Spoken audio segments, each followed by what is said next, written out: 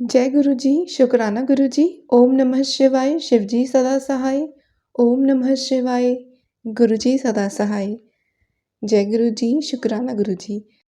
संगत जी, आज एक और सत्संग गुरु जी की कृपा से उनकी बढ़ियाइयाँ सुना के और संकेत देकर गुरु जी अपनी सभी संगत को ब्लेस करते हैं, उनके कष्ट आने से पहले ही काट देते हैं। तो सत्संग को अंत तक और ध्यान से पूरा सुनिएगा।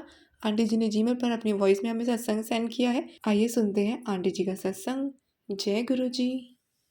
ओम नमः शिवाय, शिव जी सदा सहाय। ओम नमः शिवाय, गुरु जी सदा सहाय। सभी संगत जी पर, आंटी जी आप पर, आपकी पूरी फैमिली पर गुरु जी की खूब मेहर बनी रहे। ये जो आप शुक्राना सेवा इतने प्यार से करते हो उसके लिए थैंक यू सो मच। ये मेरा शुक्राना मेरे डुगरी मंदिर और बड़े मंदिर की जर्नी से रिलेटेड है।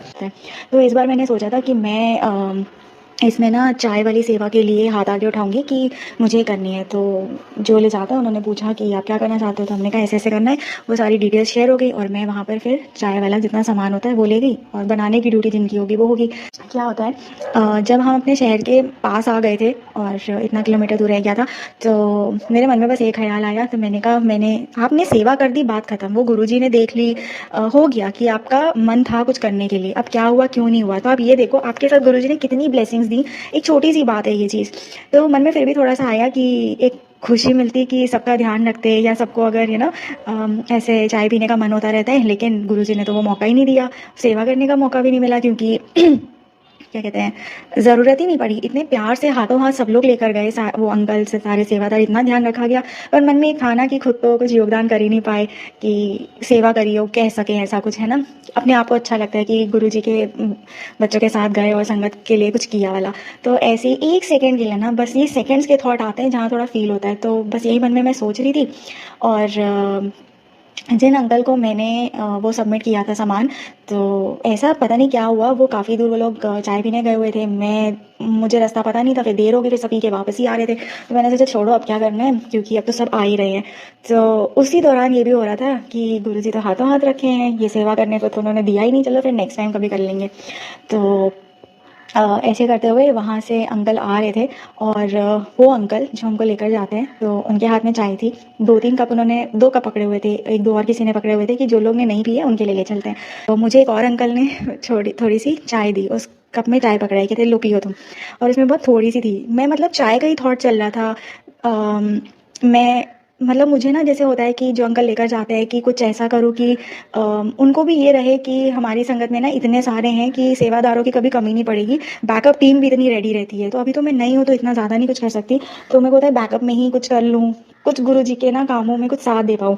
तो ये विचार बहुत है, लेकिन वो चीज़ हुई नहीं। गुरु जी कैसे आपका ध्यान रखते हैं कि वो चाय वाले टॉपिक को याद दिलाने के लिए, तो मेरी कप में बहुत छोटी सी चाय थी, लेकिन थी चाय। तो मैं उसको लेकर आ ही रही थी, मुड़ने ही वाली थी कि वो अंकल मुझे बोलते हैं जो हमें लेकर जाते हैं, वो कहते हैं तुम्हारे कप में कम है चाय। तो मुझे पहले तो हैरानी हुई, इनको कैसे पता चला कि कम है। तो उनके हाथ में 2 कप चाय थे, उन्होंने मुझे इशारा करके बुलाया, आओ जल्दी से चाय ले लो। और जब मैं गई तो उन्होंने दोनों हाथों से पहले एक लेफ्ट हैंड से चाय डाली, फिर राइट हैंड से चाय डाली। मुझे इस पूरे प्रोसेस में ना बस ऐसा लगा जैसे मेरा मन था कि मैं ना एक ऐसा बैकअप बनूं कि गुरुजी के लिए कोई तो सेवादारी का काम कर सकूं। और अभी इतनी चीज़ें पता नहीं है, तो ये भी रहता है कुछ गड़बड़ ना हो जाए। मतलब बस यही चल रहा था कि मैं कर नहीं पाई। अब इसमें आप लॉजिक क्या ढूंढोगे, इसमें आप लॉजिक ये नहीं ढूंढ रहे हो कि आप सेवा करना चाहते थे, बट उल्टा गुरुजी ने आपको कितना प्यार दिया, कितना वो चीज़ रखी।